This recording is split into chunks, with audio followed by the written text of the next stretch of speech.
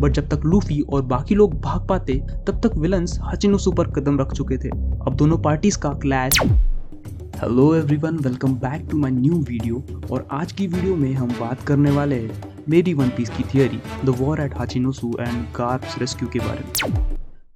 Garp the legendary hero of navy Hachinosu island पर Blackbeard की कैद में बंद है, और क्योंकि गार्प नेवी का एक बहुत बड़ा एसेट है तो उसके बदले में ब्लैकबियर्ड वर्ल्ड गवर्नमेंट के साथ किसी भी तरह की डील कर सकता है। पर नेवी ब्लैकबियर्ड से ऐसी कोई भी डील नहीं करना चाहती और इसीलिए वो गार्प को अबेंडन करने की सोचते हैं। नाउ आई नो कि ये बहुत ही वाइल्ड आइडिया है, but considering the nature and the sense of justice that Akainu has, it is very much possible.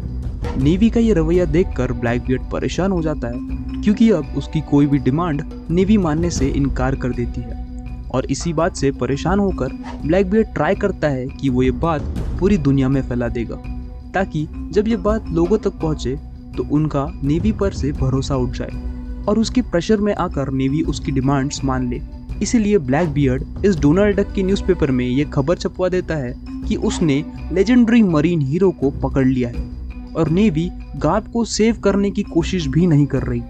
Meanwhile Sengoku being Garp's best friend navy के इस डिसीजन से बिल्कुल खुश नहीं है, तो वो स्वॉर्ड के मेंबर्स के साथ मिलकर गार्प को रेस्क्यू करने का एक सीक्रेट प्लान तैयार करता है। दूसरी तरफ एल्बाफ के आइलैंड पर लोकी, गबान और लूफी मिलकर होली नाइट्स को हरा देते हैं। अब अगर आप करंट चैप्टर से कॉट अप नहीं हो तो एक छोटा सा स्पॉइलर दे देता हूँ। दरअसल स्ट्रॉ हैट्स एल्बाफ आइलैंड पर पहुंच चुके हैं और वहां उन्होंने लोकी को भी फ्री कर दिया है। उसी समय एल्बाफ पर होली नाइट्स ने भी अटैक कर दिया है, जिसमें शैंक्स का जुड़वा भाई शैमरॉक भी शामिल। अब शैमरॉक तो वापस मैरिजोआ चला गया, पर और 3 होली नाइट्स अभी भी एल्बाफ पर मौजूद है। अगर तुम्हें एल्बाफ आइलैंड का एक रिकैप वीडियो चाहिए तो मुझे कमेंट्स में ज़रूर बताओ, मैं तुम्हारे लिए एक डिटेल्ड एक्सप्लेनेशन वीडियो ज़रूर लेकर आऊँगा।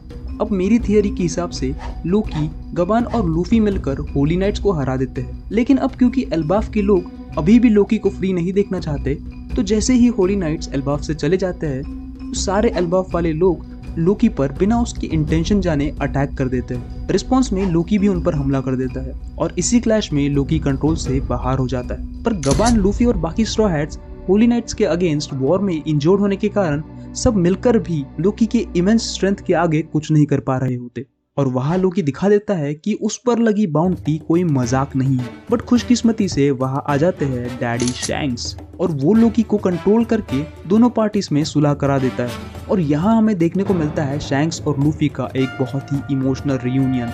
वही शैंक्स रिवील करता है एल्बाफ के लेजेंडरी डेविल फ्रूट के बारे में, जिसके बारे में मैं एक सेपरेट थ्योरी वीडियो बहुत जल्द लाने वाला हूँ। सो उसको देखने के लिए चैनल को सब्सक्राइब जरूर कर लेना। अब जैसे हर आर्क के एंड में होता है, चीजें सॉर्ट आउट होने के बाद एल्बाफ में एक बढ़िया सा बैंक्वेट चल रहा होता है। उसी समय एक सीगल ऊपर से एक न्यूज़पेपर गिराता है जो गिरता है सीधा शैंक्स के हाथ में, और शैंक्स लूफी को बताता है कि गार्प अब किस हालत में है। लूफी को जैसे ही ये बात पता चलती है वो सीधा अपनी शिप्स और बाकी स्ट्रॉ हैट्स को लेकर निकलने की बात करता है, पर शैंक्स जानता है कि अकेला लूफी और उसके बाकी क्रू मेंबर्स मिलकर भी ब्लैकबियर्ड और उसके क्रू का मुकाबला नहीं कर पाएंगे, और वर्ल्ड के फ्यूचर यानी कि निका को बचाने के लिए वो उनके साथ हाचिनोसु जाने का डिसीजन लेता है और लूफी को एक टेम्पररी अलायंस ऑफर करता है। लूफी उसे एक्सेप्ट कर लेता है और ये अलायंस बढ़ती है सीधा हाचिनोसु की तरफ, पर शैंक्स अपने बाकी के क्रू को एल्बाफ पर ही छोड़ देता है ताकि अगर फिर से सिचुएशन हाथ से बाहर निकल जाए या फिर होली नाइट्स फिर से अटैक करे तो एल्बाफ पर कोई ना कोई हो जो उन्हें रोक सके। हाचिनोसु पर पहुंचते ही शैंक्स सेंगोकू की प्रेजेंस को सेंस कर लेता है, पर वो उस पर कोई एक्शन नहीं लेता। वही सेंगोकू भी ब्लैकबियर्ड के अलावा एक स्ट्रॉन्ग हाकी महसूस करता है और अपने लोगों से ये पता लगवा लेता है कि शैंक्स भी इसी आइलैंड पर मौजूद है। शैंक्स के इंटेंशन जानने के बाद सेंगोकू अपने प्लान्स में थोड़ा सा चेंज करता है और डिसाइड करता है कि वो डायरेक्ट फाइट में इंगेज नहीं करेगा, बट जब ब्लैकबियर्ड शैंक्स के साथ लड़ाई में बिजी होगा तो उस समय वो गार्प को रेस्क्यू करके बाहर निकल जाएंगे।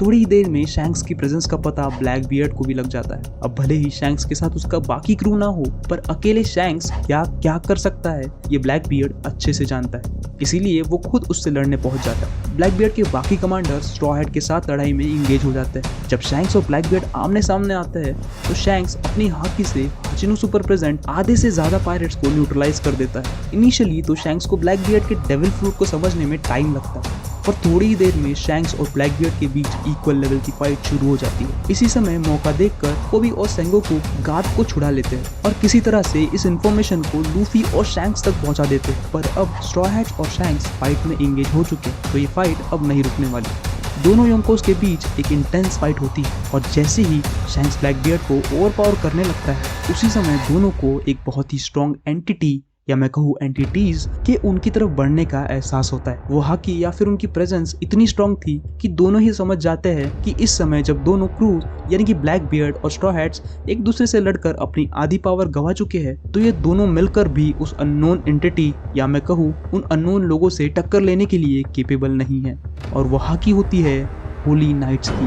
और हमारे लिए ये रिवील किया जाता है कि वैसे तो नेवी का हाचिनोसु आने का कोई प्लान नहीं था और ना ही वो गार्प के लिए कभी वहां आने वाले थे, बल्कि जब अकाइनो को पता चलता है कि स्ट्रॉ हैट्स के साथ शैंक्स भी हाचिनोसु आने वाला है, तो उसे इसमें एक गोल्डन अपॉर्चुनिटी दिखती है। गार्प को वो भले ही ना बचा पाए, पर इस सिचुएशन का अपने हक में पूरा इस्तेमाल करने का अकाइनो ने ठान लिया था और अकाइनो होली नाइट्स को लेकर खुद भी हाचिनोसु पहुंच गया। अब क्योंकि वो स्ट्रॉ हैट, शैंक्स या फिर ब्लैकबियर्ड के क्रू के साथ डायरेक्ट फाइट में एंगेज नहीं हो सकता, एज दोनों पायरेट क्रूज काफी स्ट्रॉन्ग है, सो इसीलिए वो ये प्लान करता है कि डायरेक्ट फाइट में एंगेज होने की बजाय वो तब एंट्री लेगा जब दोनों क्रूज फाइट करते करते कमजोर हो जाएंगे। और वही उसने किया। यह ब्लैकबियर्ड ने ठीक वही किया जो उसने मरीन फोर्ड में किया था। सिचुएशन को देखकर वो वहां से भाग गया। अब शैंक्स और स्ट्रॉ हैट्स होली नाइट्स के जाल में फंस चुके थे। ब्लैकबियर्ड तो अपने क्रू के साथ भाग गया, बट जब तक लूफी और बाकी लोग भाग पाते तब तक विलन्स हाचिनोसु पर कदम रख चुके थे। अब दोनों पार्टीज का क्लैश ऑलमोस्ट इम्पॉसिबल था। अब क्या स्ट्रॉ हैट्स और शैंक्स यहाँ से भागकर निकल पाएंगे? अगर सामने कोई एक काइडो जैसा विलन होता तो शायद लूफी और शैंक्स मिलकर उसे हरा देते, पर सामने है होली नाइट्स की फौज। वो होली नाइट्स जिनकी पावर को ड्रैगन, जो कि एक्स मरीन रह चुका है, वो भी एक्नॉलेज करता है और जिनको लीड कर रहा है खुद फ्लीट एडमिरल अकाइनो। उन लोगों से लड़ना इतना आसान नहीं होगा। अब यहाँ से बाहर निकलने के लिए या तो शैंक्स को खुद को सैक्रिफाइस करना पड़ेगा, जिससे वो स्ट्रॉ हैट्स को यहाँ से भागने में मदद कर पाए, जिसमें शायद शैंक्स की जान भी जा सकती है, क्योंकि जैसे ही स्ट्रॉ हैट्स अपनी शिप को लेकर निकल जाएंगे, वहां से एस्केप करने के लिए गवर्नमेंट शिप से फास्ट शिप चाहिए होगी, जो कि यहाँ पॉसिबल नहीं है। तो फिजिबल सॉल्यूशन तो यही है कि शैंक्स इन लोगों को यहाँ पर रोक दे और स्ट्रॉ हैट्स बचकर निकल जाए। अब क्योंकि बात शैंक्स की है तो लूफी भी वहां से नहीं जाएगा, और अगर लूफी नहीं जाएगा तो बाकी स्ट्रॉ हैट्स भी नहीं जाएंगे। अब अगर इनको बचना है तो वो तभी बच सकते हैं जब वहां एंट्री हो ड्रैगन की। नाउ आई नो कि हम सभी कंटेंट क्रिएटर्स ड्रैगन की एंट्री पर काफी जोर देते हैं, पर यह एक्चुअली परफेक्ट टाइम होगा जहां ड्रैगन की रियल पावर्स को रिवील किया जाए। ड्रैगन छोटे मोटे इवेंट्स में कभी इन्वॉल्व नहीं होता, पर अब क्योंकि इस सिचुएशन में इन्वॉल्व है होली नाइट्स, जिनकी पावर से ड्रैगन भी कंसर्न्ड है, तो 99% चांसेस है कि dragon will make a move here. But यार फिर स्टोरी के नेचर को देखते हुए एक बहुत ही बड़ा कॉन्टेक्स्ट चाहिए होगा ड्रैगन के इन्वॉल्वमेंट के लिए।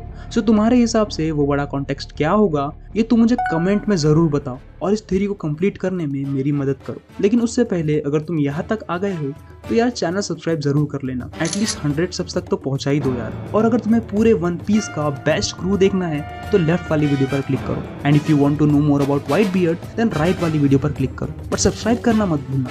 मिलता हूँ तुमसे नेक्स्ट वीडियो में, तब तक के लिए सायोनारा।